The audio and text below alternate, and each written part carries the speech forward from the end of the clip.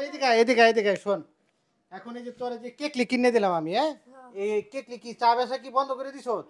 তাই সকালে চা বেচি, বিকেল বাদাম বেচি। ও বাদাম বেচছো, আর কি এর মধ্যে একটু খুলো দি, এর মধ্যে কি বাদাম আছে, খোলো দেখি কি ডিম, ডিম আছে, বাদাম আছে, দেখি এদিকে আনো দি, ক্যামেরাটা একটু ধরো এদিকে। হোক আপনাদের বলি আমি, ও 5-7 দিন ধরে ও এখানে আসে না, অন্য হয়তো চা বিক্রি করছে। ডিম সেল করে। কি ডিম সেল করে। ও ডিম সেল করে।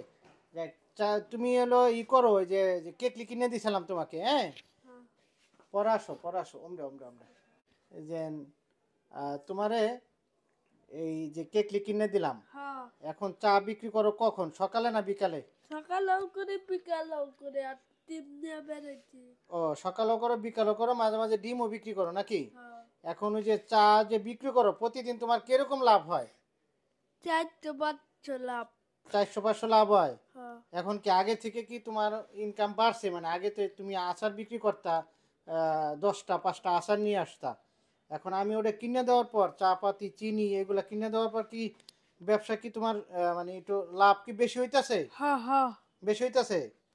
এটা এটা এমন ধরো,